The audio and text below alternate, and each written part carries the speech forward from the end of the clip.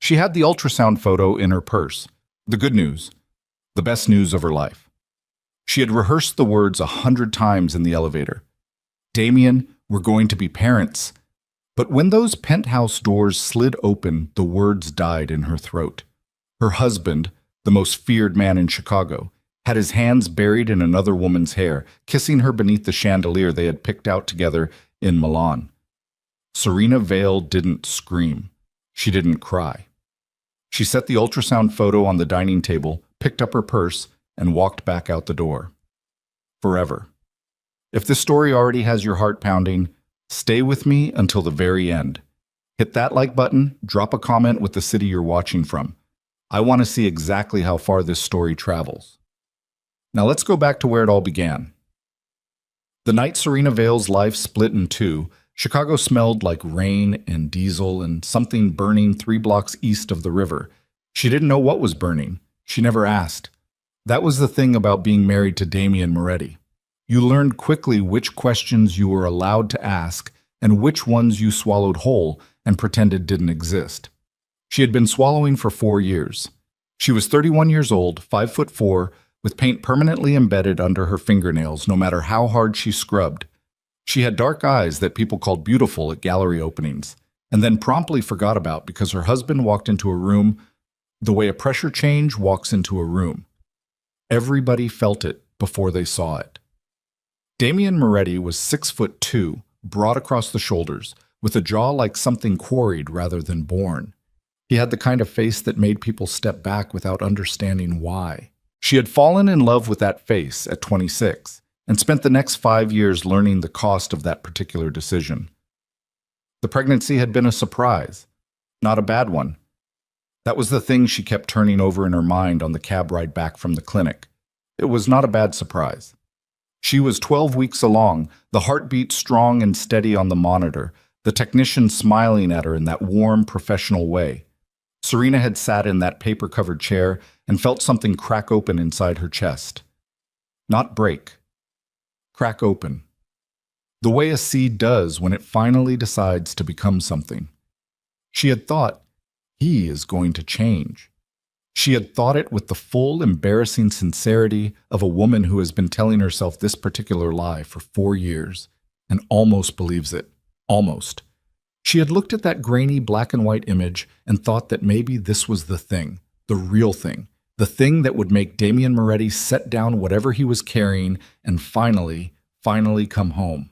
She tucked the ultrasound photo into her purse next to her phone and her studio keys and a stub of charcoal pencil she'd forgotten to throw away.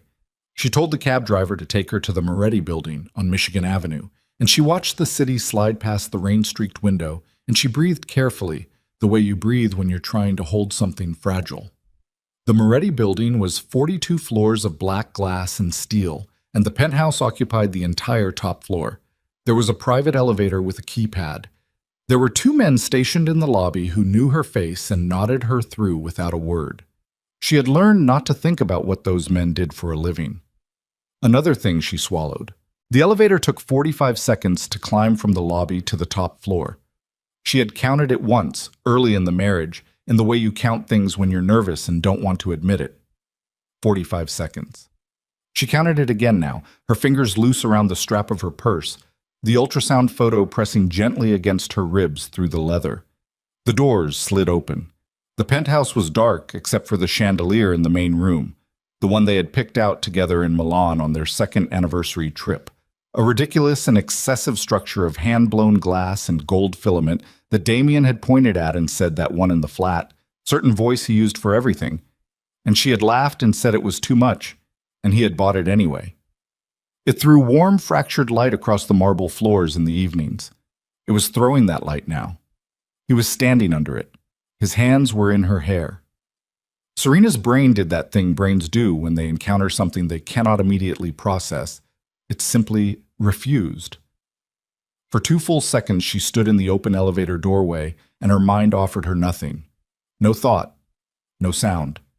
Just the image, crystalline and still, like a photograph. Damien Moretti with both hands cupped around the face of a woman who was not his wife, kissing her in the light of the chandelier they had chosen in Milan. The woman was tall, black dress. dark hair loose around her shoulders. Serena had never seen her before, or she had seen her somewhere and not remembered, which in that moment felt like the same thing. It was the chandelier that broke her open, not the woman. Not even Damien's hands, which she had felt on her own face in the early years when things were different. It was the chandelier, that obscene, beautiful thing they had stood under together in a showroom in northern Italy while she laughed and said it was too much. The chandelier that he had bought anyway, not because he loved the chandelier, but because he was a man who bought things to demonstrate that he could.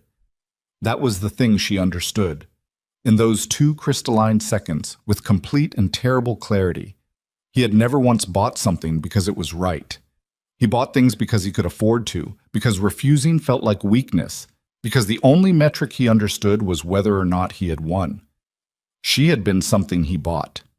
She stepped back into the elevator. She pressed the lobby button. The doors slid closed. She rode down in silence, 45 seconds, holding the strap of her purse. She did not cry until she was outside on the sidewalk with the rain coming down flat and cold. And even then it was only for a moment. A sharp, involuntary thing, like a reflex. She pressed the back of her hand against her mouth and she breathed and she stopped. There was a coffee shop 2 blocks south that stayed open until midnight. She walked to it. She ordered tea she didn't want and sat in the back corner booth, and she took the ultrasound photo out of her purse and laid it flat on the table in front of her and looked at it for a long time. 12 weeks. The heartbeat had been 162 beats per minute. The technician had said that was excellent. She thought about what came next with the cold, methodical focus of a woman who has spent 4 years living in a world where preparation was the only form of safety available. She did not romanticize it.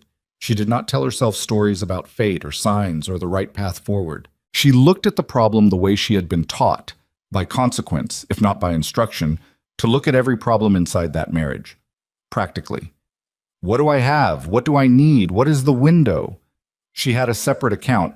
She had opened it 14 months ago, quietly, at a small credit union in Evanston that had no connection to any of the financial institutions Damien used or controlled. She had been depositing money into it since the month she opened it.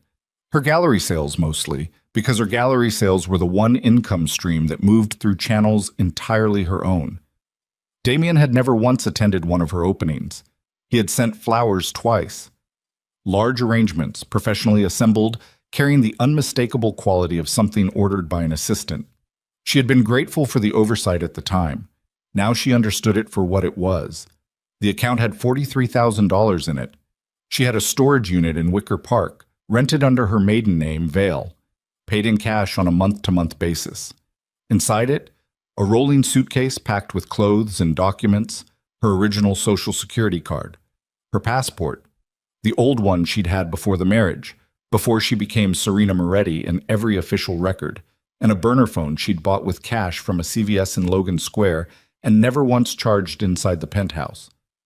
She had put these things together slowly, over the better part of a year, with the careful, unhurried patience of someone who was not sure they would ever use them, but understood that not having them was a risk she could no longer afford. She had not planned to leave tonight. She had planned to stay. She had planned to have a baby, and she had, God help her, planned to try again. To try to reach whatever was left of the man she had married before the empire swallowed him, before the meetings she was never told about, and the phone calls that ended when she walked into a room and the men who stood in the lobby and nodded at her with flat, careful eyes. She put the ultrasound photo back in her purse. She paid for the tea in cash. She called a car to the storage unit. The unit smelled like cardboard and cold air. She changed her clothes in the narrow space between the wall and the rolling rack she'd installed, jeans, a dark sweater, running shoes, and she transferred the contents of her purse into a plain canvas bag. She counted the cash she'd kept in the unit, $6,400, rubber-banded in stacks. She checked the burner phone. It powered on. Good enough. She stood in the storage unit for a moment with her hands at her sides, and she let herself feel it, the full weight of what she was doing, the full scope of the thing she was about to become. She was a woman leaving her husband. She was a woman leaving a man who had built a machine of violence and money that reached into half the city's institutions. She was a woman who was 12 weeks pregnant and standing in a storage unit in Wicker Park at 11:40 at night, and the only person in the world who knew where she was right now was herself. She was also the woman who had spent 4 years watching and learning and paying attention, because when you live with a dangerous man, you either become blind or you become careful, and she had chosen careful. She took the rolling suitcase and she left. She went back to the penthouse once. This is the part people would find hard to believe later if there was anyone to tell. She went back. Not for him, not even to confront him. She went back because she had decided in the storage unit that she would leave him one thing, that she would not disappear without leaving him one thing, so that he would know precisely and without ambiguity what he had thrown away. She used her keycard on the lobby door at 1:17 a.m. The night security guard was Kowalski, a thick man with a gray mustache who had been working the overnight for as long as she could remember. He looked at her and her suitcase, and his face went carefully neutral in the way of a man who has learned that what happens in this building is not his business. "Mrs. Moretti," he said. "Kowalski," she said. "Good night." She took the elevator up. 45 seconds. The penthouse was dark now, the chandelier off, the city lights coming through the floor-to-ceiling windows in long, cold lines. She moved through the dark without turning on any lights, because she had lived here for 4 years, and she knew this space the way you know the inside of something you've been trapped in. She took the ultrasound photo out of her canvas bag. She set it in the center of the dining table, size, the long Italian marble table where they had eaten dinner together maybe 60 times in 4 years, because more often than not he was elsewhere. She placed it precisely in the center, face up, so it was the first thing anyone would see walking in from any direction. Then she picked up her bag and her suitcase, and she walked back to the elevator, and she pressed the button, and she wrote it down for the last time. At the bottom, the doors opened, and she walked through the lobby without looking at Kowalski again, and she pushed through the revolving door into the rain-wet Chicago night, and she was gone. She was on a bus out of Illinois by 4 a.m.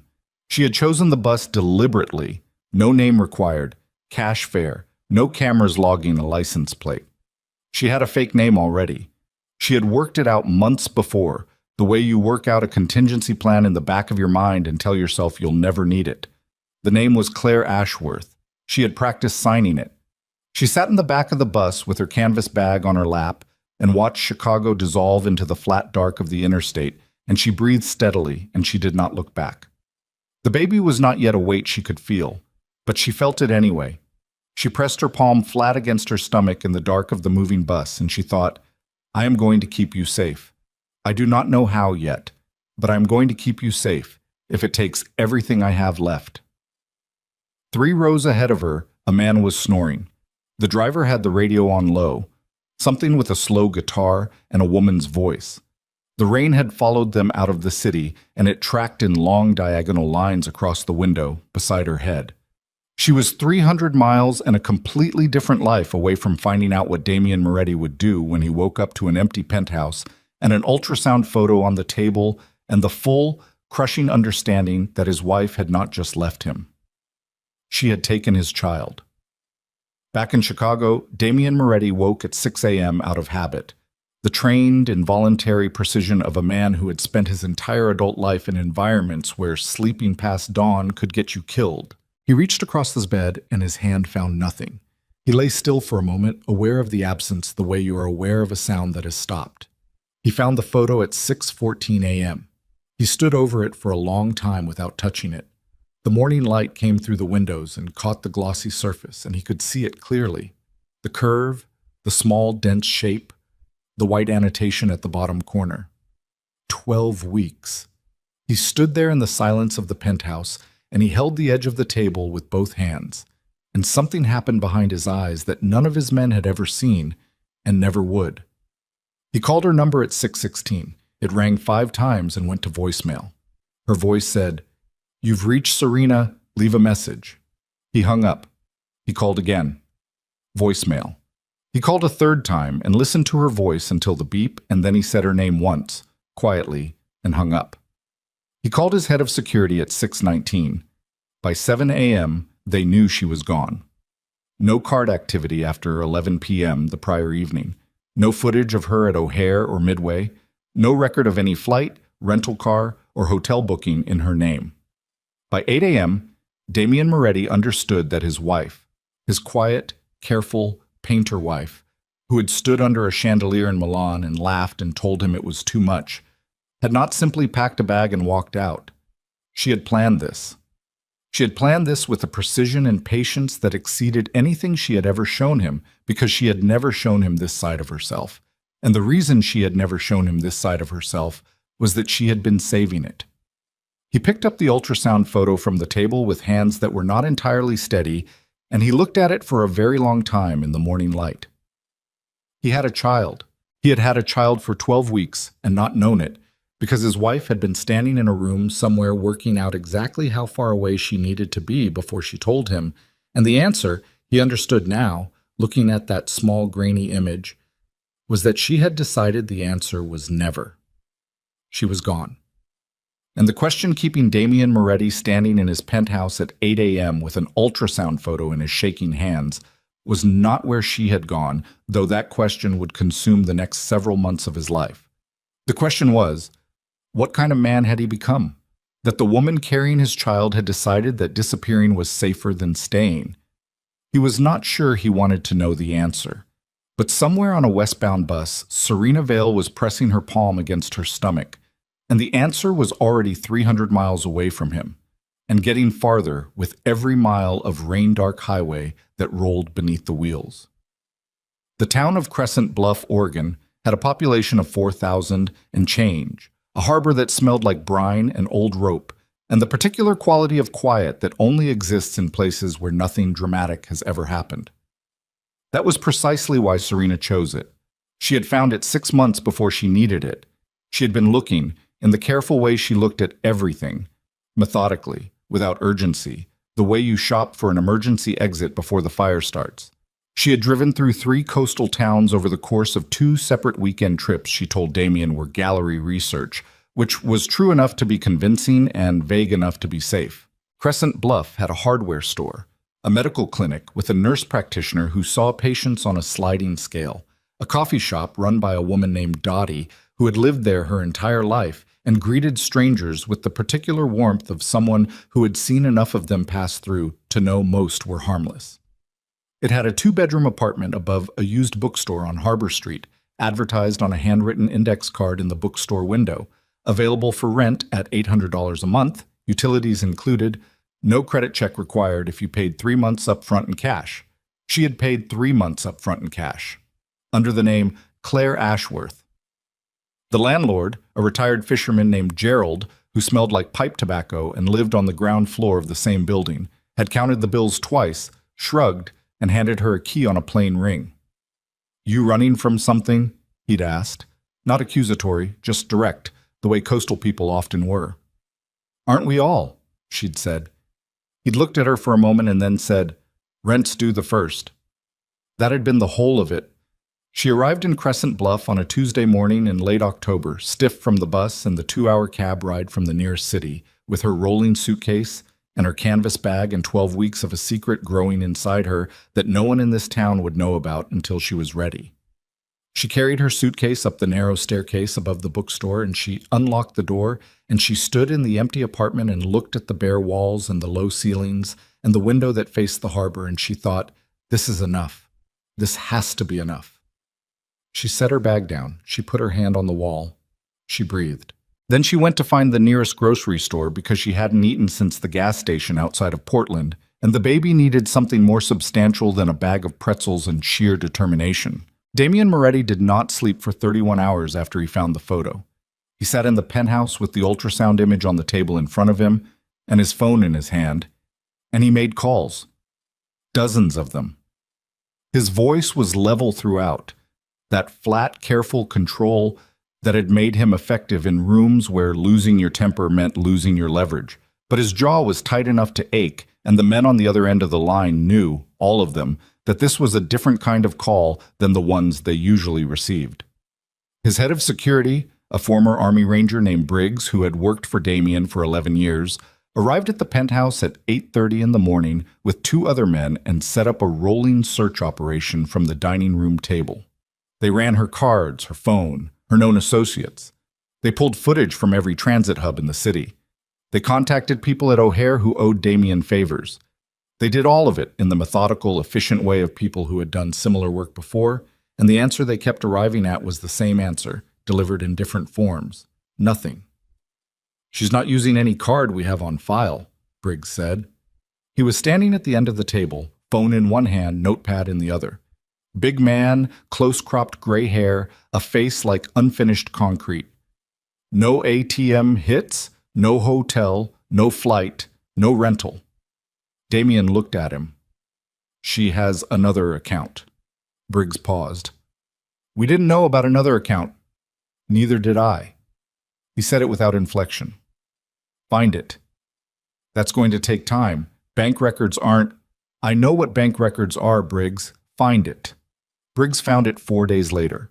The credit union in Evanston, the account in her name, Serena Vale, not Serena Moretti. $43,000, opened 14 months ago, now drawn down to $1,100. The withdrawals had been in cash, consistent amounts over many months, nothing large enough to flag. Whoever had helped her set it up, if anyone had been careful. The structure of it was patient, deliberate, built over more than a year. Damien sat across from Briggs in the penthouse office and looked at the bank printout for a long time without speaking. "She planned this for over a year," he finally said. "Looks like it, yeah." Silence. "And nobody saw it," Damien said. Not a question. A statement, flat and hard. Briggs had the good sense not to answer that one. Damien stood up and walked to the window and stood looking out at the city, and the silence in the room got very dense and very heavy, and neither of the other two men in the room moved or spoke. Then Damien said quietly, "Get out." They got out. He stood at the window alone for a long time. Below him, Chicago moved in its ordinary way. Traffic and pedestrians and the gray November sky pressing down on everything. He had built a machine in this city. He had spent 20 years building it, brick by brick, favor by favor, threat by threat. And it was a machine that could find anyone. It had found people who had run with more resources and more help than a pregnant painter from the near North Side. It had found people who had run to other countries. It had not found his wife. He thought about the years she had been building her exit while he wasn't looking. He tried to trace it backward. What he had been doing 14 months ago. What had been happening in their life. What he had missed. What he had been too busy or too careless or too certain to notice. He came up with a long and specific list, and then he stopped making the list because it was making him feel something he did not have a name for and didn't want one. He picked up the phone. He called Briggs back. "Double the team," he said. "I want somebody on every coastal town from Washington to California. Bus terminals, hostels, small rentals, cash transactions. She's an artist. She'll need supplies. Find the art supply stores." "That's a lot of ground." "I know how much ground it is." A beat. "Okay, I'll need more people." "Use whoever you need."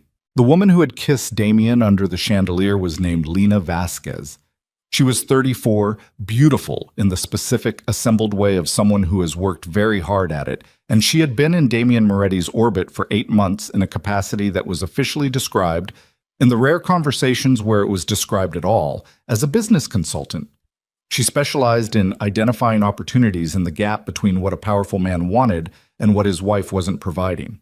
She was also, though Damien did not yet know this, on the payroll of a man named Victor Caruso. Victor Caruso ran the East Side.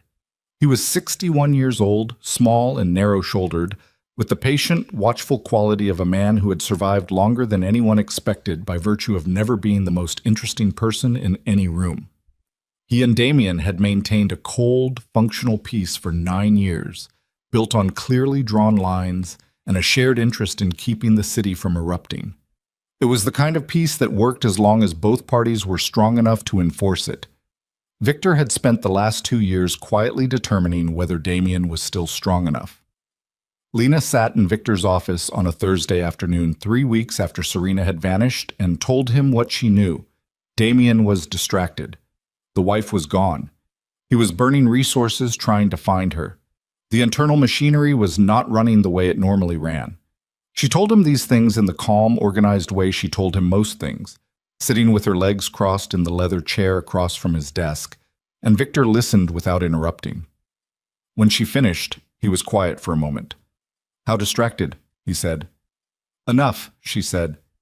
He missed a meeting with the Port Authority. Briggs ran 2 operations last week without sign-off. 2 of his captains are having conversations they shouldn't be having. "Which captains?" She told him. Victor leaned back in his chair. He had a cup of coffee on the desk that had gone cold 20 minutes ago, and he hadn't touched it. He looked at Lena, and he thought about the particular mathematics of power vacuums and timing. "Keep close to him," he said.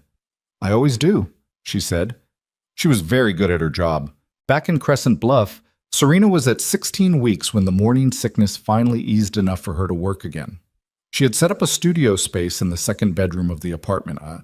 Not a real studio, just a folding table and a shelf for supplies, and the light that came through the north-facing window between 10 and 2, which was the best light she'd found in the place. She had bought canvas and oil paint from a craft store in Newport, 40 minutes south, paying cash, using Claire Ashworth's name for the receipt. She was careful about everything. She was careful the way you are when you have thought through the cost of being careless and decided you cannot afford it. Gerald, the landlord, knocked on her door one Sunday morning with a paper bag of apples from a tree in his yard and told her the heat in the building was unpredictable and he'd be sending someone to look at it. She thanked him and took the apples. He looked at her belly, visible now, undeniable, and said nothing about it. She appreciated that more than she could have articulated. She called the medical clinic and made an appointment with the nurse practitioner, a sharp-eyed woman named Patel, who asked her the standard questions and noted her answers without commentary and said, "Everything looks normal. You're taking prenatal vitamins?" She was. "Good. Come back in 4 weeks." Simple. Ordinary. The extraordinary normalcy of it was something Serena had to work to absorb. She painted in the mornings and walked the harbor in the afternoons when the weather permitted, which was not always.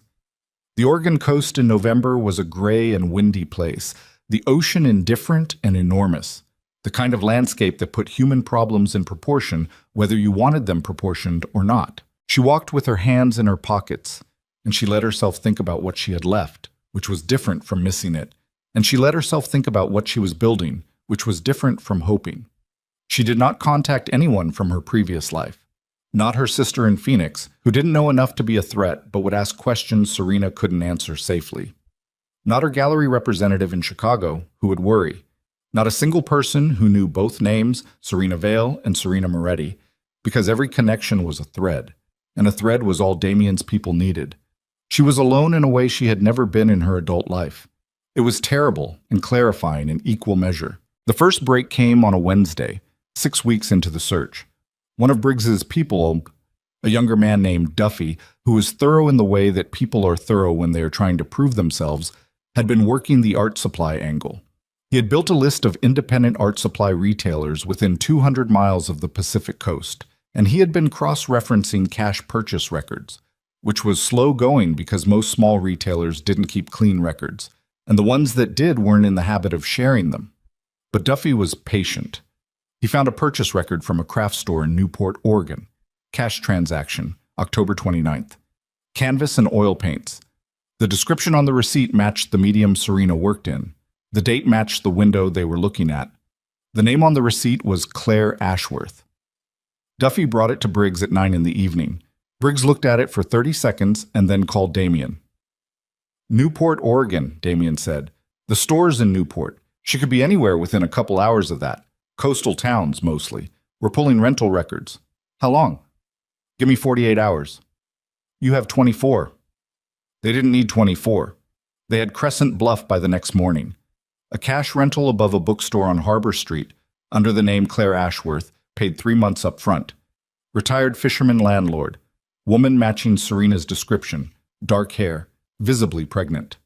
Briggs sat in Damien's office and read the report, and Damien sat across from him with his hands flat on the desk and his face doing nothing at all. "She's okay?" Damien said. Briggs looked up from the paper. It was not the first question he'd expected. "From what we can tell, yeah, looks like it." Damien nodded once. "How do you want to handle it?" Briggs said. Silence. Long enough that Briggs shifted his weight. "I want surveillance only," Damien said finally. "Nobody approaches her. Nobody makes contact. Nobody gets within a block of that building without my direct order. Briggs blinked. Okay, and the pickup? There's no pickup.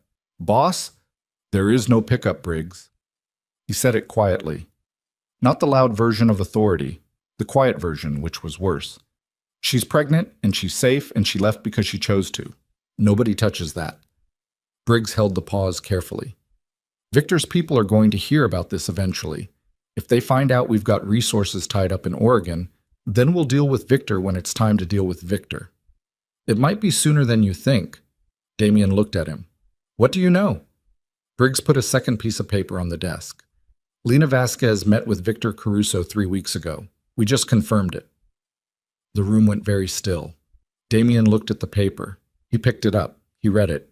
He set it down. He was quiet for a moment that was different from all the other moments of quiet in that room. Deeper, colder, with a different quality of stillness. She's been feeding him information, Damien said. That's what it looks like. For how long? We don't know yet. Could be the whole 8 months. Damien sat back in his chair. He looked at the ceiling for a moment.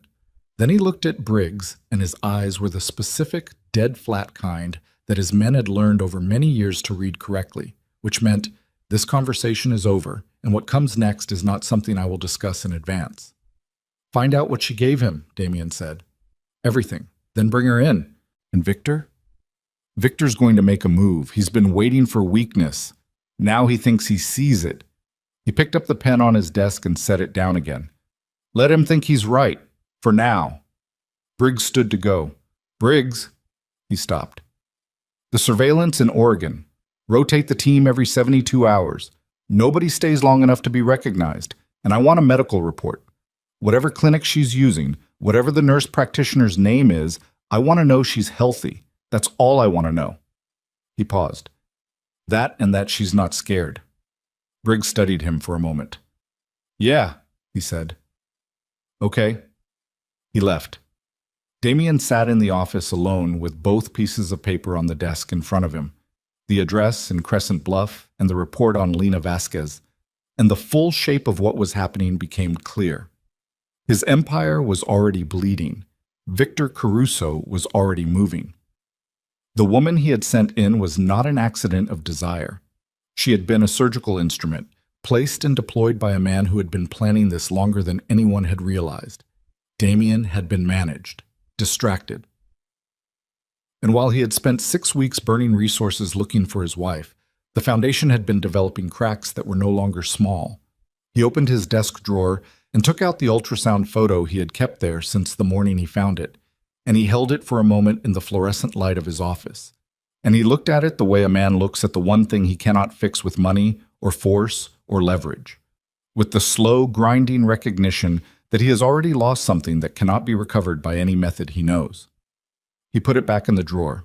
He picked up his phone and called the one man in Chicago he still trusted without qualification, his consigliere, a 70-year-old Sicilian named Enzo Battaglia who had known Damien since he was 19 years old and had never once told him what he wanted to hear when the truth was available.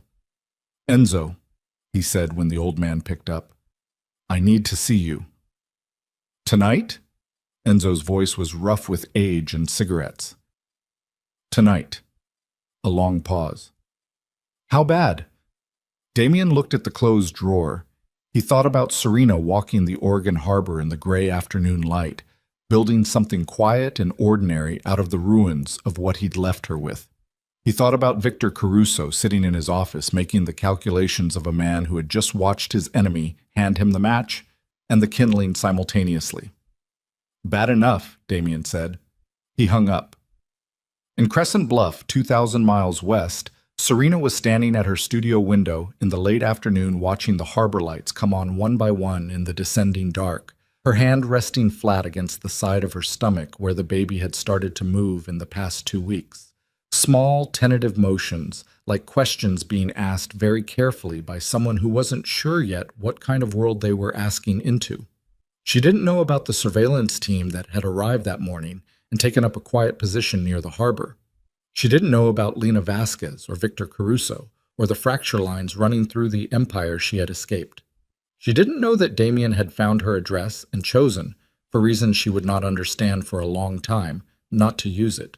What she knew was this harbor and the darkening sky and the small, persistent fact of the life inside her, asking its careful questions against her palm. In Chicago, at that same moment, Lena Vasquez was sitting in a black car 2 blocks from the Moretti building, phone in her hand, aware for the first time in 8 months that something had shifted in a way she couldn't quite account for, that the ground she had been walking on with such confidence had developed, somewhere beneath her careful feet, a crack she had not put there and could not see the depth of. She told herself it was nothing. She told herself she was in control. She was still telling herself this when the car door opened. The car door opened and Lena Vasquez looked up, and the man standing outside was not one of Victor's people and not one of Damien's regulars either. He was someone she had never seen before, which was the most frightening kind of person to see in that moment, in that context, in that particular city. He was young, maybe 30, with a plain face and a gray jacket, and the specific quality of stillness that belongs to people who have been trained to move through spaces without disturbing them. "Miss Vasquez," he said, "Mr. Moretti would like a word." She looked at the phone in her hand. She thought about calling Victor. She thought about how long that call would take and what the man in the gray jacket would do during the seconds it required. She put the phone in her bag. "Of course," she said. She was very good at her job. Part of being very good at her job was knowing precisely when the job was over. They drove her to a building in the West Loop that she didn't recognize. Not the Moretti building, not any of the properties she knew about from 8 months of careful attention. A warehouse conversion, ground floor, gutted interior with exposed brick and industrial lighting that threw hard shadows. Enzo Battaglia was there, sitting in a folding chair like a man who had been sitting in folding chairs his entire life and had made his peace with it. 2 of Damien's men stood against the far wall. Damien was not there. That was worse than if he had been. Enzo looked at her for a long moment without speaking. He was 70 years old with liver-spotted hands and eyes that had seen enough of the world's specific ugliness that nothing much registered in them anymore except calculation. "Sit down," he said. She sat. "How much did you give him?" Enzo said. She considered the available options. She had run through them during the drive and arrived at the same conclusion twice. There was one version of this conversation that ended with her walking out of the building on her own legs, and it required complete honesty delivered without theater. "The Port Authority schedule for the next 2 quarters, she said. The names of 3 captains he thought might be movable. The search operation for his wife. Scope, resources, the Oregon lead before it was confirmed. Enzo's face didn't change.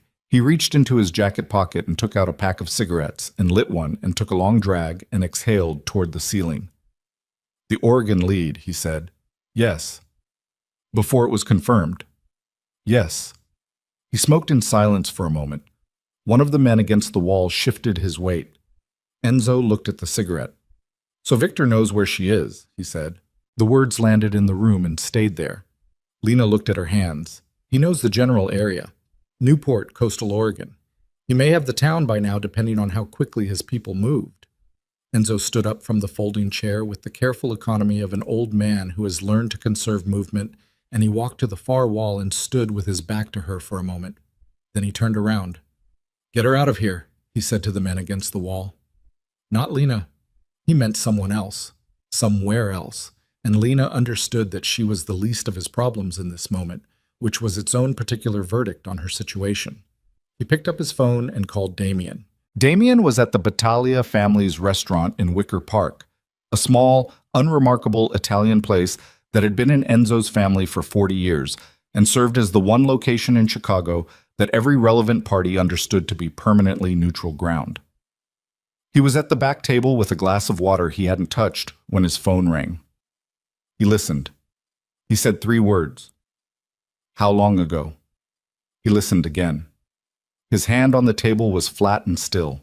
His jaw was working very slightly, the way it worked when he was processing something that required him to stay seated when every instinct was telling him to stand up and move. He hung up. He looked at the wall across from him for 4 seconds. Then he called Briggs. "Oregon," he said when Briggs picked up. "Victor may have the location. Where's our team right now?" Rotating out as of this morning. The new team checked in at... Get somebody to that building, now, not in an hour, now. I'm on it. What's the... Briggs. His voice had dropped to something very quiet and very level. She cannot see them coming. If she gets scared and runs again in her condition, if anything happens to her because someone made a noise on a staircase... He stopped. He restarted. Nobody gets near that building. Our people stay outside. If Victor's people show up, they are stopped at the perimeter. That's the job. Understood. Call me the second anyone has eyes on the building. He hung up and sat in the back of Enzo's family restaurant with the glass of water untouched in front of him, and for the first time in longer than he could remember, Damien Moretti did not know what the right move was. He had built his entire adult life on the premise that there was always a right move, always a lever, always a door, always a method. The machine always had an answer if you were willing to pay the price. The machine had no answer for this. A pregnant woman alone in a coastal town who did not know she was in danger, who had run from him specifically because of what he was. And the only tool he had to protect her was the same machinery she had escaped. He sat in the silence of the restaurant and breathed. In Crescent Bluff, it was a Thursday morning and Serena was at 22 weeks, and the baby's movements had become something she had organized her days around. The small, insistent kicks and rolls that arrived most reliably in the late morning while she was painting, as if the child had already inherited some vestigial connection to the act. She was working on a large canvas, the largest she'd attempted since arriving. The harbor at low tide, the boats tilted in the mud, the gray light coming off the water at that specific angle that existed only in that place, and only in November, and only if you had been looking at it long enough to understand what made it different from all the other gray lights in the world. She was working on the far boat when she heard footsteps on the staircase outside. Not Gerald's footsteps. Gerald moved slowly and deliberately, and always paused on the third step, which creaked before continuing. These footsteps were lighter, 2 sets, moving quickly. She set down her brush. She stood very still in the middle of the room, and she listened and she felt her heartbeat change register. Not faster exactly, but heavier, a deeper thud behind her sternum that she had not felt in 2 months, not since Chicago. The footsteps stopped outside her door. A knock. 3 times, measured. She looked around the room, the window, the back bedroom, the phone, the burner, on the kitchen counter, 6 feet away. Ms. Ashworth. A man's voice, flat, professional, with no particular regional accent. We're not here to hurt you. We need you to open the door. She did not move. Ms. Ashworth, my name is Reyes. I work for Victor Caruso. I need 2 minutes of your time. The name landed wrong in ways she didn't have the context to fully process. She knew Victor Caruso's name. She knew it the way she knew all the names, from 4 years of careful listening in rooms she wasn't supposed to be paying attention in, from conversations that ended when she entered and that she reconstructed afterward from fragments and silences. Victor Caruso ran the East Side. He and Damien had what passed for a peace agreement. Had. What do you want? She said from the middle of the room. She didn't move toward the door. To talk, that's all. Talk about what? A pause. About a proposition that would benefit both you and Mr. Caruso significantly. She stood in the studio with paint on her hands and her heart doing that heavy thing, and the baby kicking once, sharply, against her ribs as if registering an opinion. I don't have anything to offer Victor Caruso, she said. You have everything to offer him, the man said. You're the reason Damien Moretti has been off his game for 2 months. You're leverage we've never had before. And we're not asking you to do anything. We're asking you to simply continue doing exactly what you're already doing. Stay gone. That's all. Stay gone and we'll make sure you stay safe while you do it. She looked at the door. And if I say no? She said. Another pause. Longer this time. Ms. Ashworth, the man said, and something in the way he said it changed. Not threatening exactly, but the professional warmth had compressed into something cooler, denser. You're a woman alone in a town where nobody knows your real name. You're 7 months away from giving birth to a child who is, legally speaking, Damien Moretti's heir. The amount of interest that creates in certain quarters is considerable. We're offering you the cleanest version of a situation that has several much less clean versions available.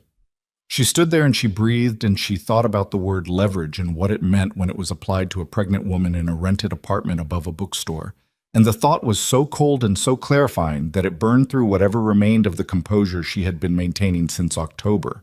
She crossed to the kitchen counter and she picked up the burner phone and she unlocked it. She had one number stored in it, created months ago, charged and ready, never used. She had told herself she would never use it. She had believed that when she told herself. She looked at the number on the screen and she thought about what using it meant and what not using it meant, and she thought about her daughter. She had decided weeks ago that it was a girl. She didn't know why. She just knew. And she thought about all the versions of the situation that were less clean than the one being offered through a closed door by a man who worked for someone who wanted to use her as a tool. She pressed call. It rang once. "Yeah," Briggs's voice. Rough, alert, already wound up. "This is Serena Moretti," she said. Her own name in her own mouth after 2 months of being Claire Ashworth felt strange and heavy and absolutely necessary. "There are 2 men outside my door. They work for Victor Caruso, and I need you to tell me how they found me." A beat of silence that told her everything about what Briggs already knew and hadn't been able to prevent. "Mrs. Moretti," he said, "stay inside, lock the door. We have people 2 blocks out." "How did they find me, Briggs?" Another beat. "There was a leak on our end." "It's been handled." "It's been handled," she repeated. The flatness in her own voice surprised her. "There are men outside my door telling me I'm leverage. You want to explain to me how that's handled?" "They won't touch you. They're not there to—" "You don't know what they're there to do. You don't know because your operation has been compromised and someone gave Victor Caruso the name of every coastal town in Oregon, and now I'm standing in my kitchen 7 months pregnant and there are men outside my door." She stopped. She breathed. "Get them away from my door. That's the only thing I want from you right now. On it. 2 minutes." She set the phone down on the counter, and she stood in the kitchen and she looked at the door and she waited. She could hear the 2 men outside talking in low voices. She couldn't make out the words. The baby kicked again 3 times in quick succession, the way she did when Serena's heart rate changed. "I know," Serena said quietly, to the room, to the baby. "I know." It took 4 minutes, not 2. She heard new footsteps on the staircase, heavier, multiple, fast, voices, controlled but not quiet. A brief exchange outside the door that she couldn't parse. Then silence. Then one set of footsteps retreating. Then Gerald's voice from the staircase. "Everything all right up there, Claire?" She closed her eyes. "Fine, Gerald," she said. "Just some people at the wrong door."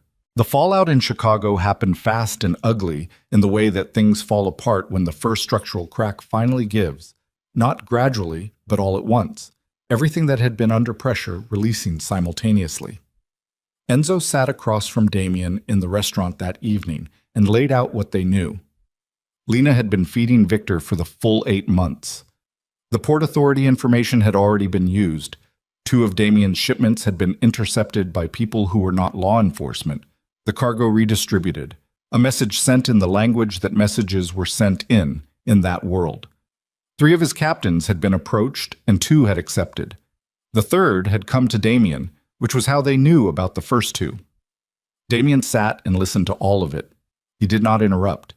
He sat with his hands folded on the table and his face doing that nothing thing, and Enzo, who had known him for 23 years, watched him absorb it with the attention of a man watching a structure take on weight and trying to determine whether it would hold. "The 2 captains," Damien said when Enzo finished, "Calabrese and Park. They made their choice." "Yes." Damien nodded once. "And my wife called Briggs." "Yes." She had his number. She had a burner phone with his number in it. She'd had it for months. Enzo paused. She was more prepared than any of us gave her credit for. A long silence. Damien looked at the table. "She was always more prepared than we gave her credit for. That was the mistake." He looked up. "That was my mistake." Enzo said nothing. He had learned over 23 years that there were moments when saying nothing was the only thing an honest man could offer. "Victor's going to move," Damien said. "Soon. He thinks you're too distracted to respond at full strength." "He's not wrong." "No," Enzo said carefully. "He's not." Damien stood up. He walked to the window at the back of the restaurant that looked out on a narrow alley, and he stood there with his hands in his pockets, and his reflection in the dark glass showing him a version of himself that he studied with the detached, clinical interest of someone evaluating a problem. He was losing. He had lost ground he could not recover by conventional means. Victor had his captains, had his shipping routes, had 2 months of intelligence about his internal operations, and was about to launch an offensive that Damien could see the shape of, but not the specific timing. He had lost his wife. He had a daughter he had never met growing inside the woman he had driven away. And the only contact he'd had with either of them was a phone call she had made to his head of security because men from his enemy's organization had shown up at her door. She had called Briggs, not him. Briggs. He thought about that for a long time in the reflection of the dark window. "There's another option," Enzo said behind him. His voice was careful and measured in the specific way it got when he was about to say something he had been sitting on. "I know what you're going to say," Damien said. "Then say it yourself." A long pause. The alley outside was empty. A cat moved through the edge of the light and disappeared. "I could give them what they want," Damien said. "Caruso wants the Empire. Other people want what's in it, the files, the connections, the names." He paused. "The federal people have wanted a sit-down for 3 years. Enzo was quiet. "If I burn it myself," Damien said, "Victor gets nothing. The people he's been working with get taken down with everything else. The captains who moved against me get handled by people with badges, instead of by me, which is cleaner and costs me nothing except—" He stopped. "Except everything you built," Enzo said. "Everything I built is already gone. I'm looking at the wreckage." He turned from the window. "The question is whether I go down with it, or I do something with it before it takes me." Enzo looked at him for a long moment. Then the old man reached into his jacket and took out his cigarettes and lit one and said, "You'd have to disappear too, afterward. You cooperate with the federal people, every man you've ever worked with becomes your enemy. You can't stay in Chicago. You can't stay in Illinois." "I know. You'd be starting over. No money, no—" "I know, Enzo." The old man smoked. The restaurant was empty around them, chairs on tables, kitchen dark. It smelled like garlic and old wood and something that had been simmering and gone cold. "There's a man named Garfield at the FBI field office," Enzo said finally. "He's been building the case for 4 years. He's careful and he keeps his agreements." He paused. "I've had certain preparatory conversations." Damien looked at him. "Preparatory?" Damien said. "A man my age thinks ahead," Enzo said. He met Damien's eyes without apology. "I didn't know you'd arrive at this on your own, but I thought it was possible, so I took certain steps. To make sure that if you did, there was a door open." The silence between them had a different quality now, not accusatory. More like the silence after a long storm when the rain has stopped and you're standing in what it left. "You've been waiting for me to get here," Damien said. "I've been hoping," Enzo said. "That's different." Damien pulled out his chair and sat back down at the table. He pressed both hands flat on the surface and looked at them. The hands that had built this thing, that had maintained it, that had signed off on decisions he could not take back and would not pretend he could. "Set up the meeting," he said. Enzo nodded. He stubbed out his cigarette. He reached into his breast pocket and placed a business card on the table between them. Plain white, federal seal, a name and a number handwritten beneath it in Enzo's cramped, precise script. Damien looked at it without picking it up. "Once I make that call," he said, "there's no version of this where I come back." "No," Enzo said, "there isn't." The card sat on the table between them in the empty restaurant. Outside the window, the alley was dark, and the city made its ordinary sounds. Sirens somewhere distant, traffic, the compression of a bus door, the 10,000 unremarkable sounds of a city that did not know or care that the man sitting at the back table of a closed Italian restaurant in Wicker Park was in the process of making the last decision he would ever make as the person he had spent his whole adult life becoming. Damien picked up the card. He held it between 2 fingers.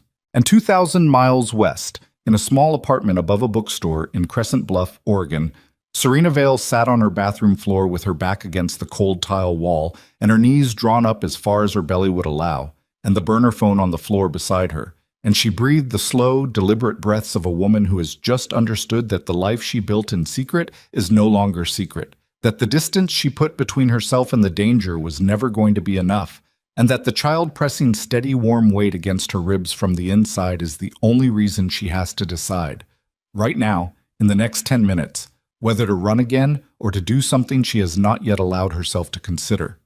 She looked at the phone on the bathroom floor. Not Briggs' number. The other one. The one she had never stored, never dialed, but knew by heart the way you know things you have spent years trying to forget. Her hand moved toward it. She dialed. It rang twice. Then his voice, low, controlled, but underneath it something she had never heard before in 4 years of marriage, a thinness, like metal that has been worked too hard for too long. Serena. Not a question. He had known it would be her, or he had hoped it so completely that the knowing and the hoping had become the same thing. She sat on the bathroom floor with her back against the cold tile, and she said nothing for 3 full seconds, and in those 3 seconds she felt the full weight of everything the call meant, what it cost her, what it admitted, what it could never be taken back from. There were men at my door, she said. I know, they're gone. You knew where I was? A pause. Yes. For how long? 6 weeks. She closed her eyes. Her hand was flat on her stomach. The baby was still. That particular stillness that came sometimes, as if the child was listening. 6 weeks, she said, and you didn't come. No. Why? The pause this time was different, longer. She could hear him breathing on the other end, and she thought about the 4 years she had spent listening to him breathe in the dark beside her and learning all the different qualities of his silences and knowing, in the particular way you know things you live inside of, which silences were deflection and which were real. This one was real. Because you left, he said, and you had the right to. She opened her eyes. She looked at the bathroom ceiling, water stain in the corner, the particular yellow-brown of old buildings near the coast. Victor Caruso's men told me I'm leverage, she said. You're not leverage, you're... He stopped. He restarted. You're not going to be used. I'm handling it. Handling it, she said. The flatness in her voice was not anger, it was something older and more tired. That's what you do. You handle things. And then more things need handling, and the machine keeps going, and I keep living inside it, not knowing which parts are going to reach me next. Serena, I'm 22 weeks pregnant, Damien. I'm sitting on the bathroom floor of an apartment I rented under a fake name because I needed to disappear from your life to feel safe enough to have your child. And Victor Caruso's people found me anyway. She breathed. So whatever you're handling, handle it faster. A silence. Then, are you hurt? No. The baby, she's fine. She felt him absorb the pronoun, felt it land through the phone line across 2,000 miles. She was kicking an hour ago. The silence after that was the most complex silence she had ever heard from him. It lasted 4 seconds and contained things she did not have words for and was not sure she wanted. I'm going to make a call tonight that ends all of it, he said. The whole operation. I'm cooperating with Federal. Enzo's set up the meeting. Once I make it, Victor and everyone connected to him goes down with everything else and you become untouchable. Not because of me, because there's nothing left for anyone to use against me. She sat with that. And you? She said. I disappear, afterward. A pause. Different kind than yours. She sat on the cold bathroom floor and she looked at the phone in her hand and she thought about a man standing in an Italian furniture showroom, pointing at a chandelier and saying that one in the flat, certain voice of someone who had never once in his life considered the possibility of choosing wrong. And she thought about the ultrasound photo she had left on the marble table. And she thought about 6 weeks of him knowing where she was and not coming.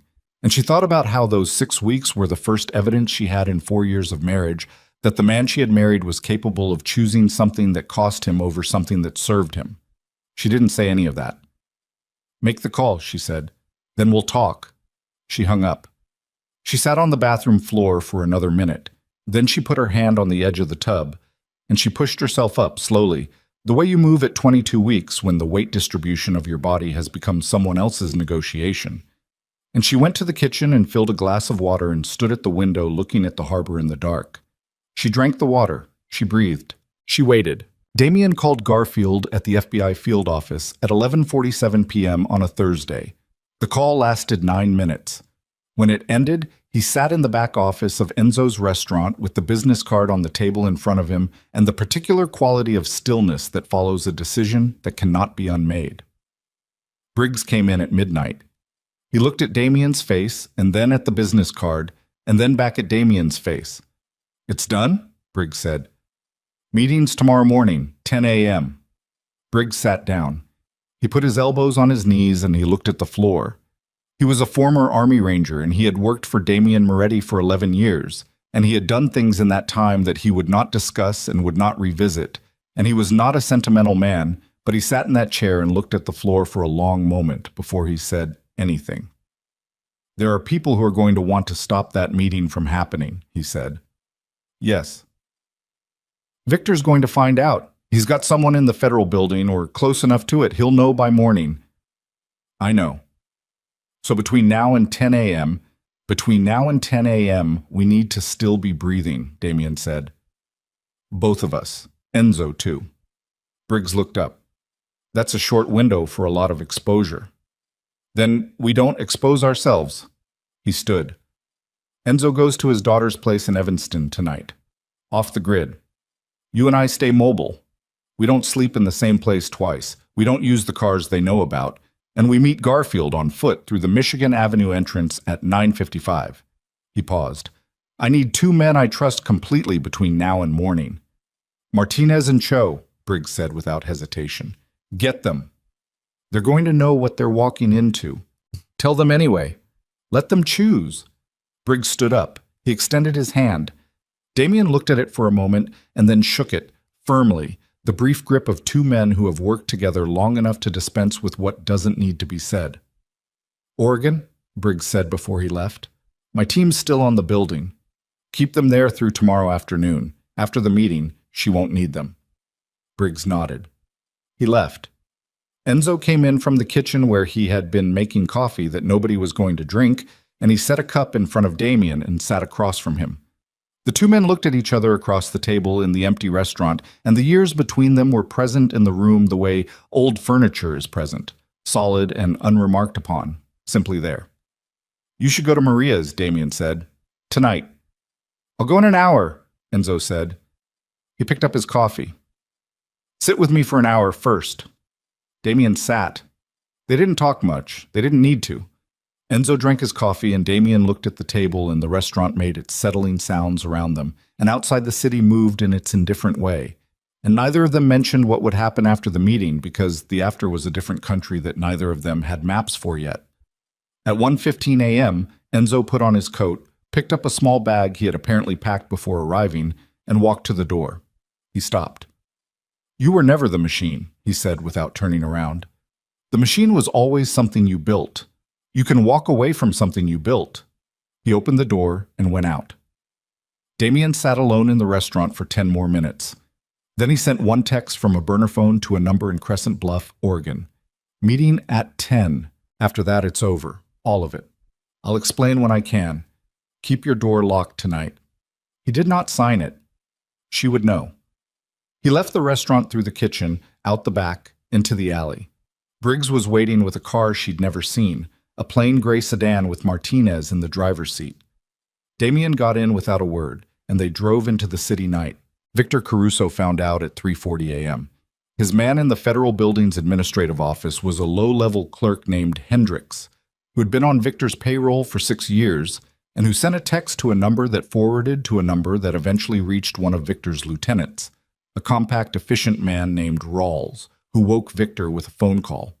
Victor sat on the edge of his bed in the dark and listened and then said 2 words. "All of them." Rawls understood what that meant. By 4:30, 3 separate teams were moving through Chicago. The first was looking for Damien. The second was looking for Briggs. The third was a 2-man unit with a car and a full tank of gas and a flight itinerary to Portland, Oregon, with instructions that reflected Victor Caruso's understanding of leverage in its most direct and irreversible application. Briggs's phone rang at 4:47. He was in the passenger seat of the gray sedan, Martinez driving, Damien in the back. He looked at the screen and answered. He listened for 40 seconds. Then he said, "How sure?" Another 20 seconds. He hung up. He turned around to look at Damien. Victor's sending people to Oregon, he said. 2 men. They've got a flight out of Midway at 6:15. The car was moving through the empty pre-dawn streets of Chicago, and the city lights slid across the windows in long orange streaks, and Damien looked at Briggs, and the thing that happened in his face in that moment was not panic. It was something much more focused, and much colder, and much more dangerous than panic. "Can we stop the flight?" he said, "not without making calls that expose where we are." "How long is the drive to Midway?" 40 minutes this time of night?" Damien looked at the window. Then he pulled out his phone. "What are you doing?" Briggs said. "Calling her." "It's 5 in the morning." "I know what time it is." He called the number. It rang 4 times. He thought, with a specific and concentrated dread, about what it meant if she didn't pick up, about the difference between not picking up because she was asleep and not picking up because, "Hello?" Her voice. Alert. She hadn't been sleeping either. "There are 2 men on a flight out of Midway at 6:15, Portland. They have a car waiting. They'll be in Crescent Bluff by noon." He stopped. "You need to leave the apartment." Silence on her end. Then, "Damien?" "Now, Serena. Tonight. Take the bag, take the phone, get in a car, and drive south. Not north, south. Get to a public place with people, a hospital or a hotel lobby, or a... I'm 22 weeks pregnant. I can't just... I know that. I'm sorry." And the word sorry in his mouth at 5 in the morning with Martinez driving south on Halstead sounded like something being torn rather than something being said. "I need you to move. Right now. Can you do that?" A pause. He heard her breathing. He heard something else, movement, the sound of her getting up.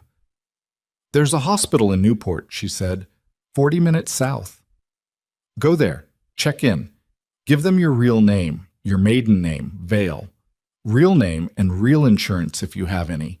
Get yourself into a system that's public and documented so that anything that happens to you happens in front of witnesses. That's your solution? Put me in a hospital under my real name? It creates a paper trail that protects you legally. If anything happens to you in a public medical facility under your real identity, it becomes a federal matter instantaneously. Victor's people are reckless, but they're not stupid." Another pause. He could hear her moving. A zipper. A door.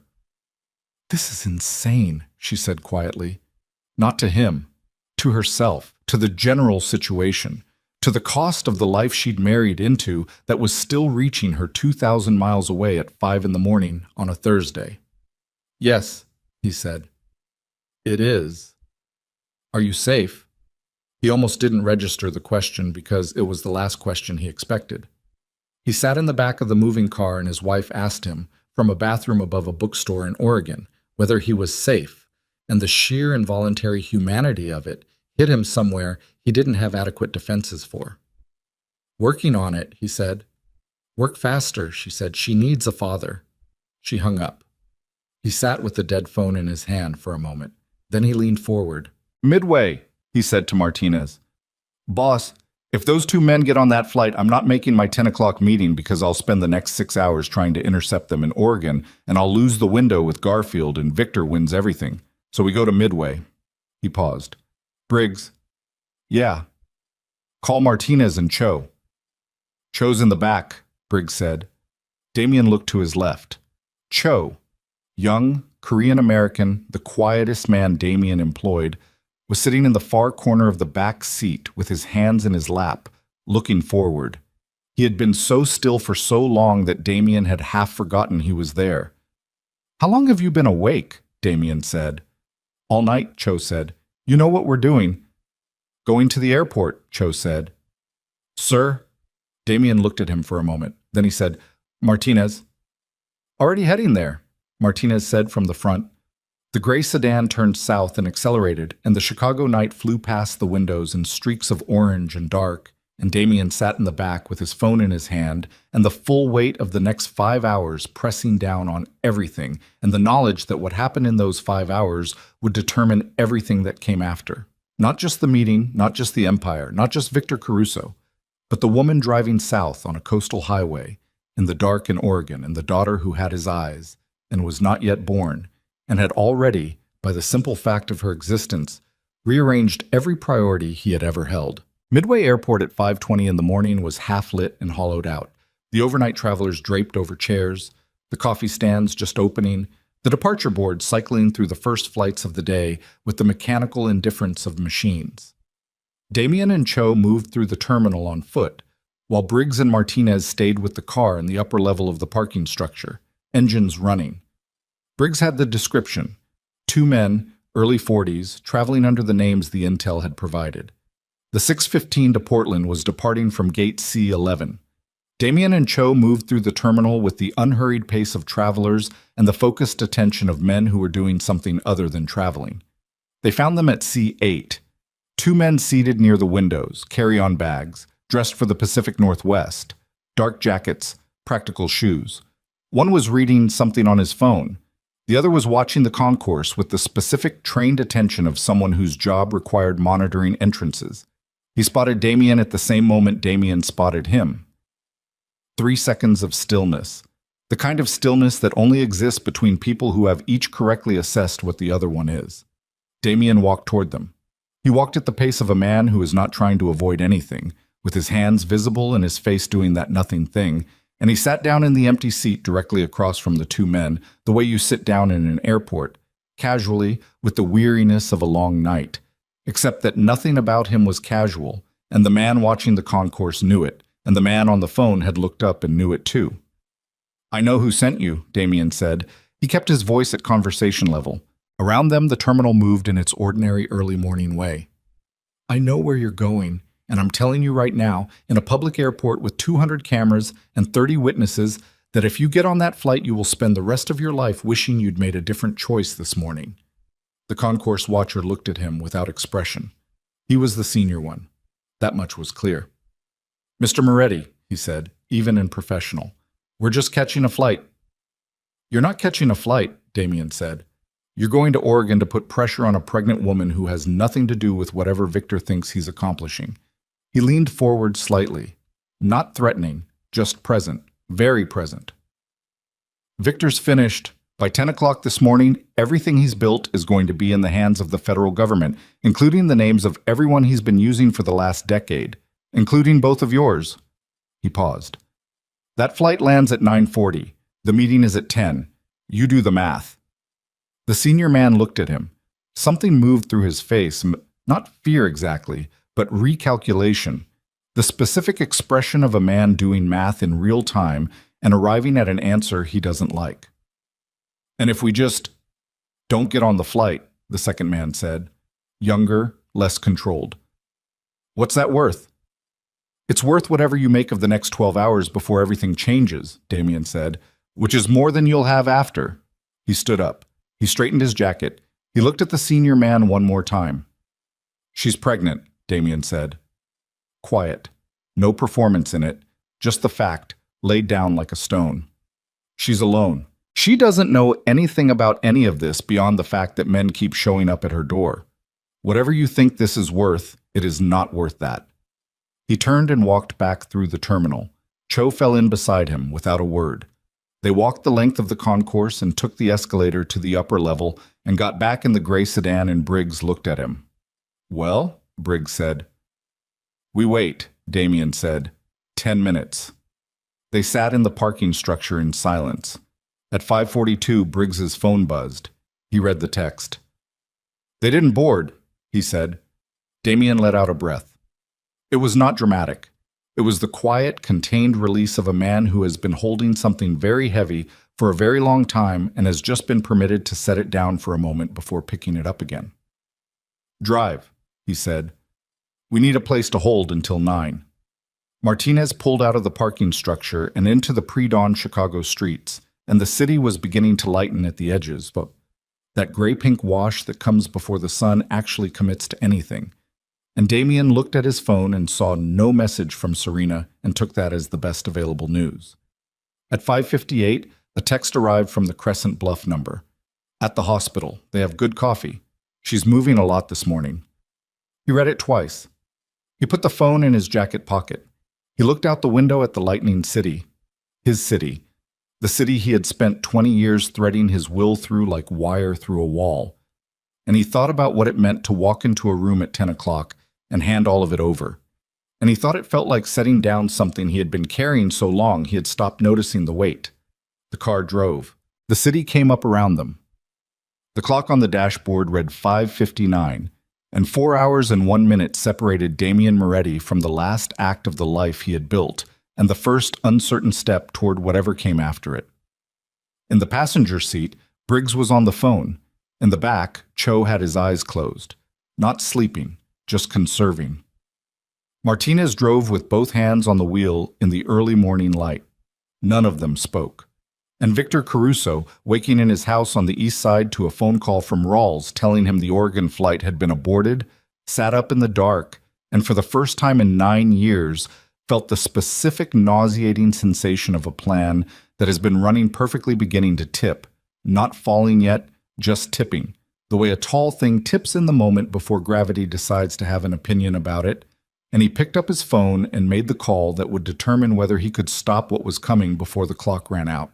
He had 4 hours and 57 minutes. It was not going to be enough. Victor Caruso made 4 calls in the 57 minutes between learning the Oregon flight had been aborted and the first gray light of Thursday morning fully committing to the Chicago sky. The first call was to Rawls. The second was to a man named Decker, who worked in the federal building's administrative pool 2 floors below the FBI field office, and who had, for 6 years, been the quietest and most valuable piece of infrastructure Victor owned in that building. The third call was to his lawyer. The fourth call was to a number he had not dialed in 3 years, belonging to a man whose name he did not say out loud in his own home. Of these 4 calls, only the second one mattered, and it mattered in the specific catastrophic way that a single structural failure matters in a building that has been under load for a long time. Decker picked up on the second ring. Victor told him what he needed.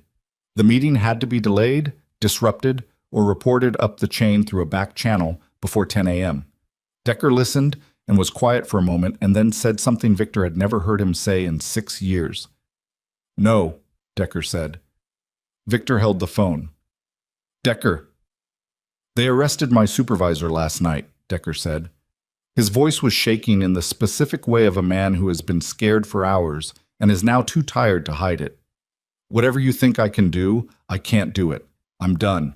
Don't call this number again." The line went dead.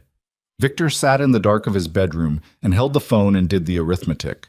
If Hendricks had been identified, if the administrative chain had already been traced, then the arrests had started hours before the morning meeting, which meant Garfield had not waited for the formal sit-down to begin moving, which meant Damien had given them something last night, on the initial call, something operational and verifiable enough to justify pre-dawn action, which meant it was already over.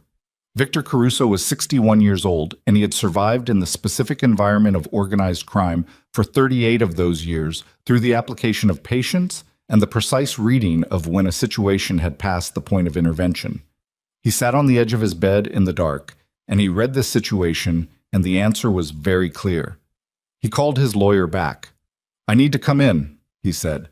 At 9:53 a.m., Damien Moretti walked through the Michigan Avenue entrance of the federal building in Chicago with Briggs 2 steps behind him. He was wearing the same clothes he'd had on since the previous evening. He had not slept. He had a slight cut above his left eyebrow from an encounter in the parking structure of a building in the West Loop at 7:40 a.m.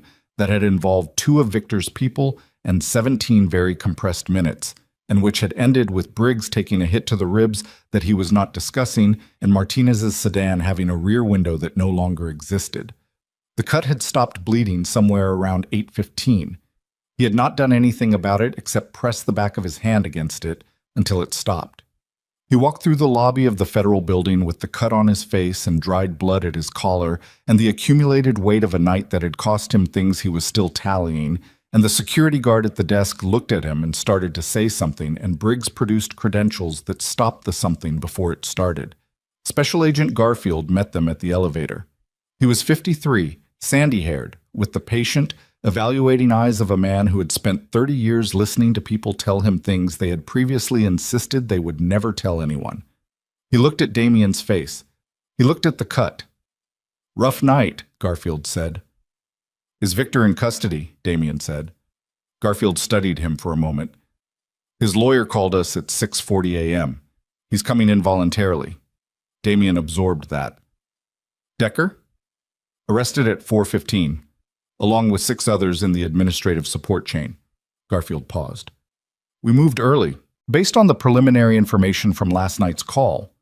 He said it carefully, acknowledging without ceremony what that preliminary information had cost. You said you keep your agreements, Damien said.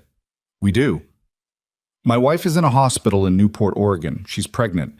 I need assurance that her location is not going to become part of any public record in this proceeding. Garfield looked at him steadily. We can work with that. Not work with it. Guarantee it. A pause. Mr. Moretti, there are limits to what... Then we're going to have a conversation about the limits before I sit down at that table, Damien said. Because what I'm about to give you will put 31 people in federal custody, dismantle 4 separate operations across 2 states, and hand you evidence that your office has been trying to build for 4 years. And the one thing I'm asking in return is that my daughter is not born into a public record that connects her to any of this. Garfield looked at him for a long, measuring moment. Then he said, We can protect her identity. That I can guarantee. Damien nodded once. They went upstairs. The meeting lasted 6 hours and 40 minutes. Damien sat at a conference table on the 14th floor with Garfield and 2 other agents and a court reporter, and eventually 3 federal prosecutors who arrived at noon and brought coffee that nobody touched. He talked. He was methodical and precise, and he did not editorialize, and he did not ask for sympathy, and he did not minimize what he had built or what it had cost the people his organization had touched over 20 years. He named names. He described operations. He produced from memory and from documents Enzo had spent 6 months quietly compiling with the careful foresight of a very old man who had made his own peace long before anyone asked him to, a comprehensive account of the machine Damien Moretti had built in the city of Chicago and what it had taken from everyone who had come near it. Briggs sat in a waiting room downstairs for the duration. At 2 p.m., he texted Damien's phone. Enzo's at Maria's. Fine. Cho and Martinez, okay. At 3 p.m., he texted again. Victor's in the building, 3rd floor. At 4:30 p.m., Damien walked out of the conference room and took the elevator down and walked through the lobby and out the Michigan Avenue entrance into the Thursday afternoon light of a city that looked exactly the same as it had looked every other day. He had walked through it for the past 20 years and was going to be, from this moment forward, a city he was no longer a part of. Briggs was on the sidewalk. He had a paper cup of coffee in each hand, and he gave one to Damien without comment, and they stood on the sidewalk for a moment in the thin autumn light. Enzo says to tell you he's proud of you, Briggs said. His words. Damien drank the coffee. It was too hot and too bitter, and exactly what he needed. What happens to you? Damien said.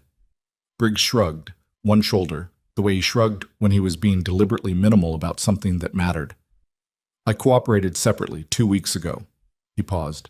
Enzo set that up too. Damien looked at him.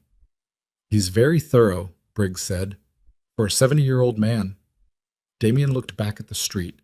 A bus went by. A woman walked past with a stroller.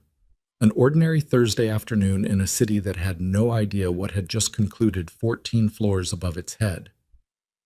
I'm going to need a job, Damien said. Yeah, Briggs said. Probably not in Chicago. No, probably not. They stood there until the coffee was gone. Then they shook hands again. The same grip as the night before, brief and solid. And Briggs walked north, and Damien stood alone on the sidewalk for a moment before he pulled out his phone and called Crescent Bluff. Serena had been at Newport's Pacific Coast Medical Center for 11 hours when her phone rang. She was in a chair by the window of the maternity ward waiting room. They had offered her a bed, but she had declined, too restless, too wired, the baby doing slow rolls inside her that she had come to recognize as the in utero equivalent of pacing.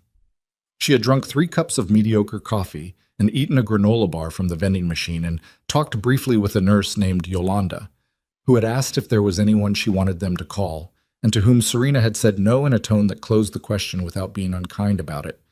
She looked at the screen, then she picked up. It's done, he said. She sat with that for a moment. All of it? All of it. Victor came in voluntarily. The people connected to him are being handled. He paused. You're not leverage anymore. You're not anything in connection to this. Your name, your real name, is protected in the record. Our daughter's name, when she has one, will never appear in any filing." The words "our daughter" in his mouth were something she hadn't been prepared for, and she felt them land in her chest and spread there, warm and complicated, and not something she was ready to examine with him on the phone in the waiting room of a hospital. "Are you hurt?" she said. She had seen the news alerts on her phone in the past hour. Vague references to federal activity in Chicago, names she recognized in the crawl at the bottom of a news website on the waiting room TV. She had been parsing it and had arrived at the broad shape of a night that had been more violent than he was going to lead with. "I'm fine." "Damien." A pause. "There's a cut above my eye. It stopped." She closed her eyes briefly. "A cut from what?" "A disagreement," he said. "It's been handled." She recognized the phrasing.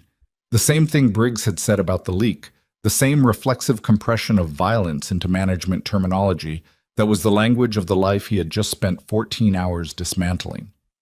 She thought about pointing that out and then decided this was not the moment. "What happens now?" she said. "I'm leaving Chicago." He said it plainly. "Part of the agreement. New location, new... everything. I'll have some assistance with the transition." He paused. "I wanted you to know it was done before anything else." She looked out the waiting room window at the Oregon coast in the November afternoon. The gray sky, the dark water visible between buildings, the ordinary functioning of a small coastal city that had sheltered her for 2 months without knowing what it was sheltering her from. "I appreciate that," she said. Silence. Not an empty one. "Serena," he said. "Don't," she said quietly. "Not today. Today was enough. Let it be enough for today." A pause. "Okay." "Call me when you're settled somewhere," she said. "Wherever that is." "I will." "And Damien." She stopped.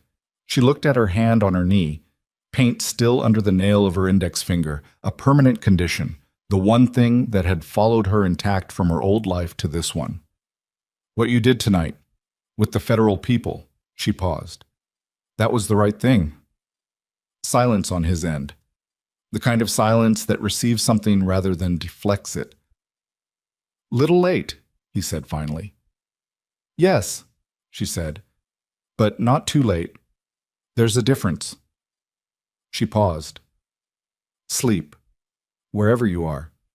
You sound like you're held together with coffee." He made a sound that was almost a laugh. Not quite, but close enough to constitute evidence of something. She hung up. She sat in the chair by the window for a long time. Then she pressed both hands flat against her stomach, her daughter doing that slow, deliberate roll again.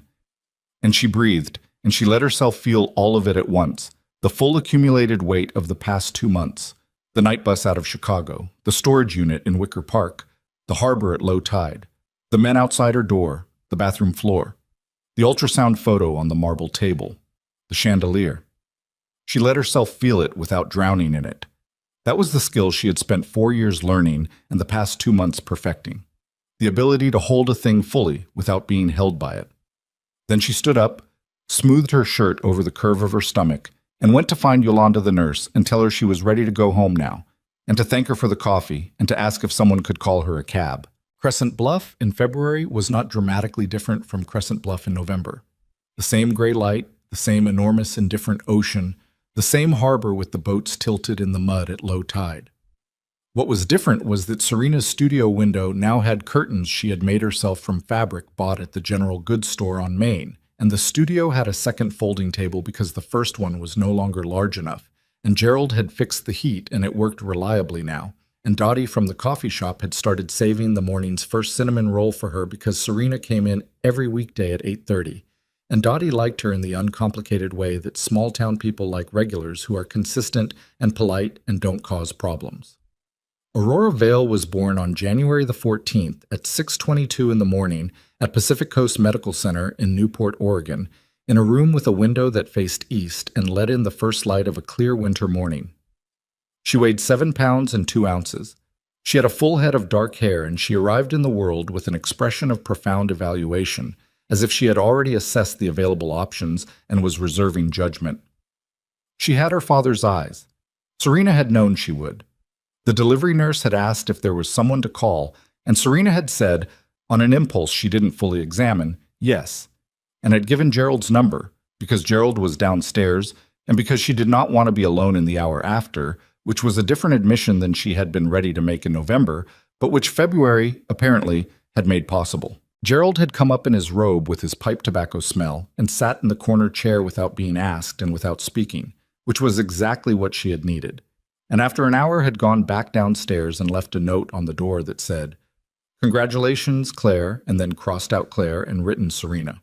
Because she had told him her real name sometime in December, in the coffee shop, over the cinnamon roll, in the way you tell people your real name when you've decided to stop being temporary.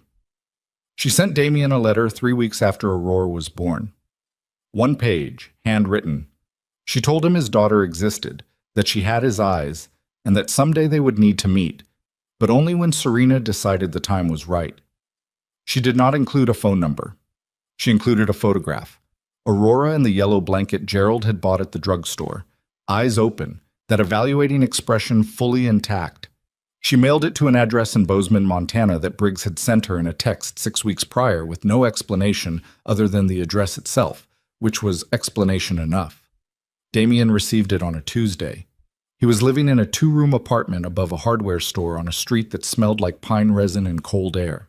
He had a job at a construction company that poured concrete foundations, which he had been doing for 6 weeks and which required him to be at the site at 6 a.m., and which left him physically exhausted by 4 in the afternoon in a way that was new and uncomplicated and that he had found, unexpectedly, something close to useful. His hands were different now, calloused in different places. He ate at a diner 2 blocks from the apartment, and the woman who owned it was named Carla, and she called him by his first name, and did not ask questions and always brought refills without being asked. He opened the envelope at the kitchen table. He took out the letter. He read it once, carefully. Then he took out the photograph. He sat at the kitchen table for a long time. She had his eyes. Dark, precise, already watchful. 7 pounds and 2 ounces, and she had already figured out how to look at the world like she intended to stay. He set the photograph down on the table and looked at it. Then he picked it up again. He put it in the breast pocket of his jacket against his chest, and he sat in the 2-room apartment in Bozeman while the Montana winter pressed against the windows, and he thought about what the rest of it looked like.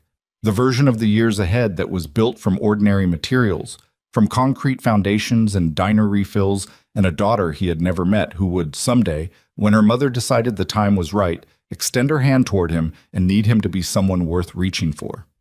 He left the letter on the table. He picked up his jacket. He went downstairs and walked to the diner and sat at the counter, and when Carla brought the coffee without being asked, he said thank you with the full, present attention of a man who had recently learned the specific weight of small things. He did not read the news from Chicago anymore. He had checked once, in January. The federal cases were moving through the system. The names were public. The machine was in the hands of the people whose job was to dismantle it. Enzo had retired to his daughter's house in Evanston and reportedly spent his days tending a small vegetable garden in the backyard and watching Italian football on satellite television.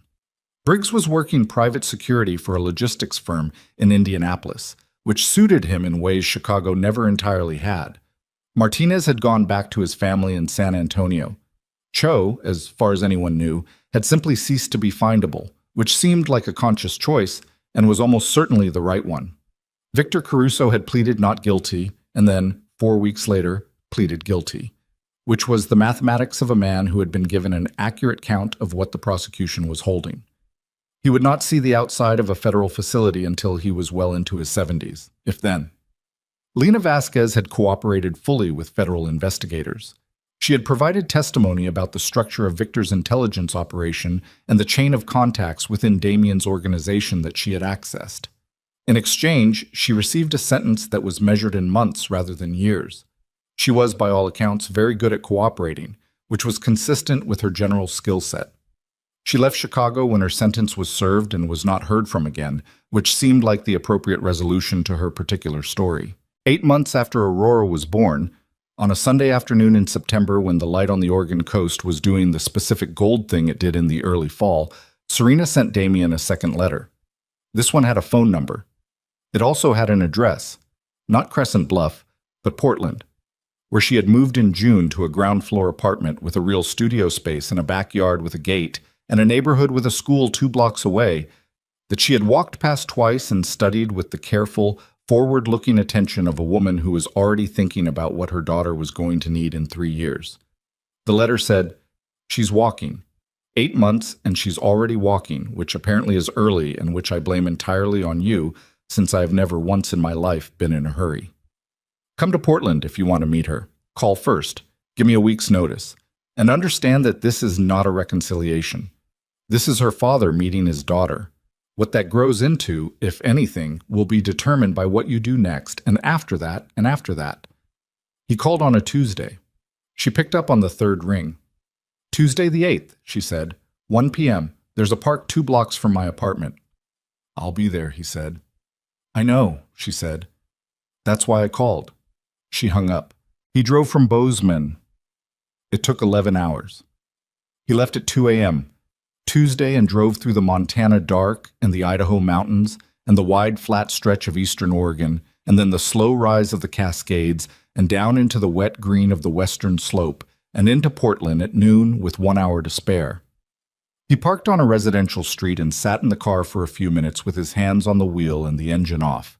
And he looked at the photograph he had kept in his breast pocket for 8 months, faded now at one corner from handling.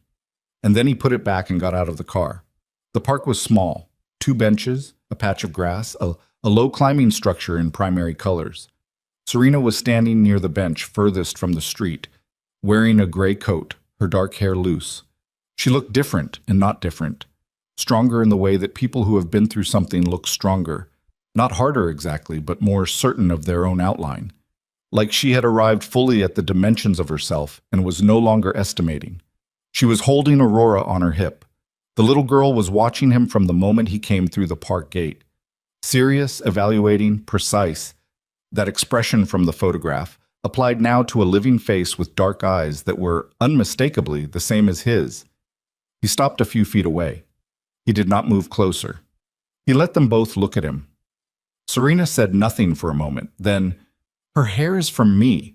Everything else is apparently your fault." He looked at his daughter. He felt something happen in his chest that he had no precedent for. No framework, no managed response, no method.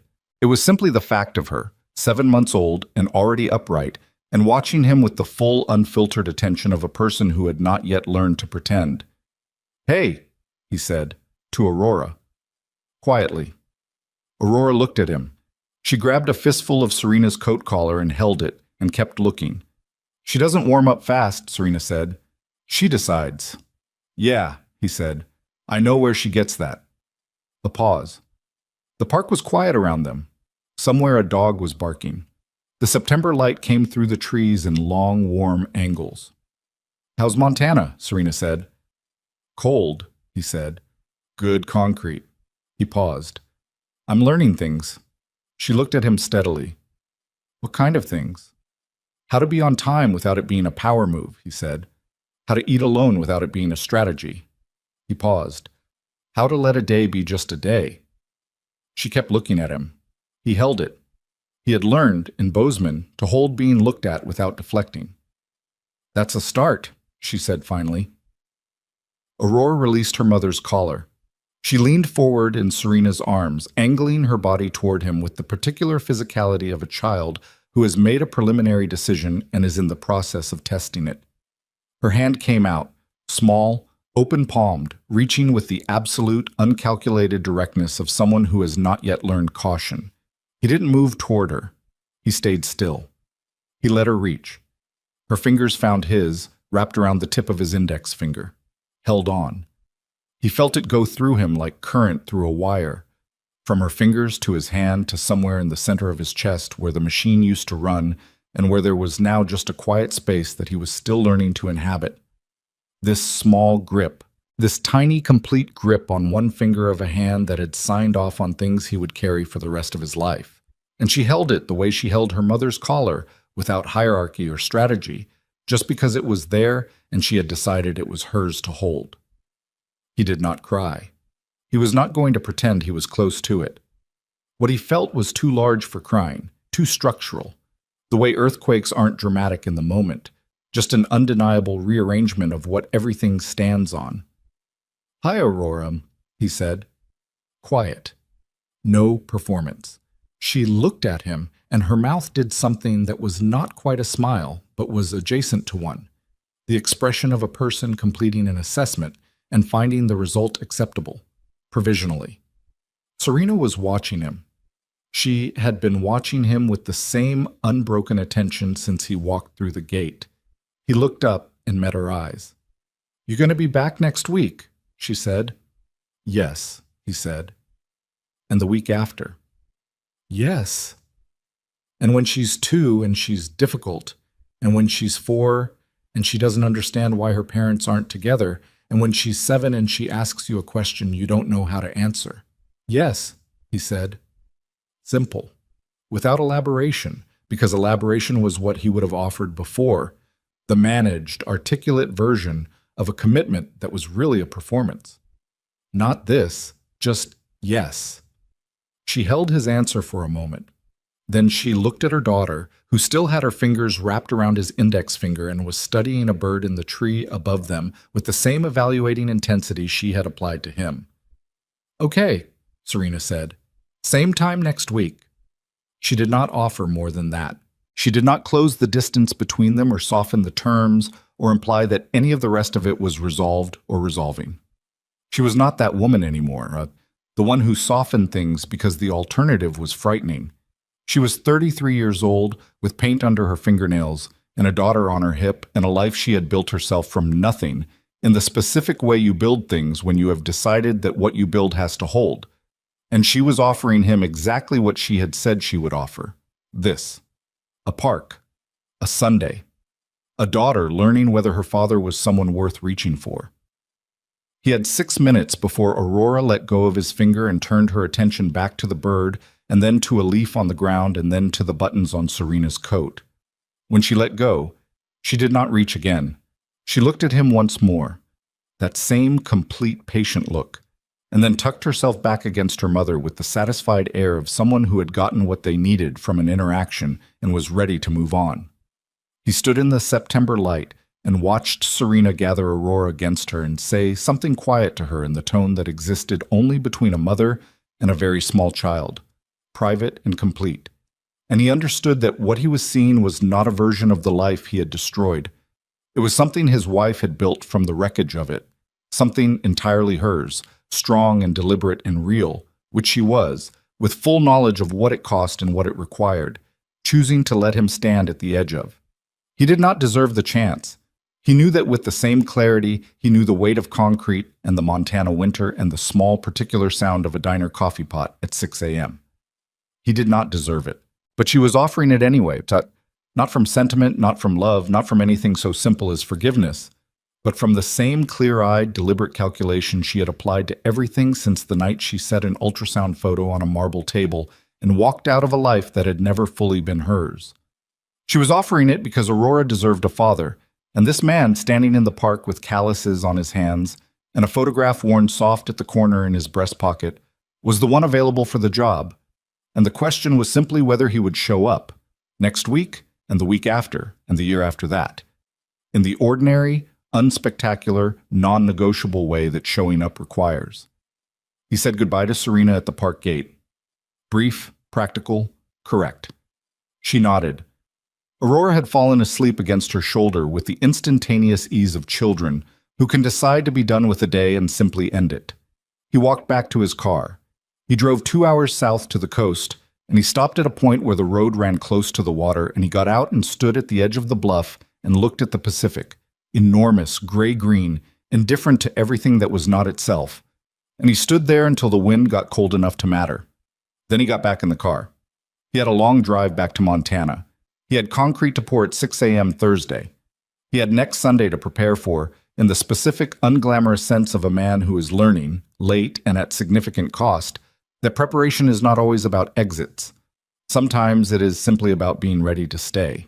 The ocean went on behind him as he drove east, the same as it had been going on before any of this started, and would go on long after all of it was finished, indifferent and permanent, which was not a comfort, but was a fact. And Damien Moretti had spent enough of his life running from facts to understand now the particular value of standing still and letting them be what they were. He drove. The coast disappeared in the rearview mirror. The road ahead was long and ordinary and entirely his to travel. He drove.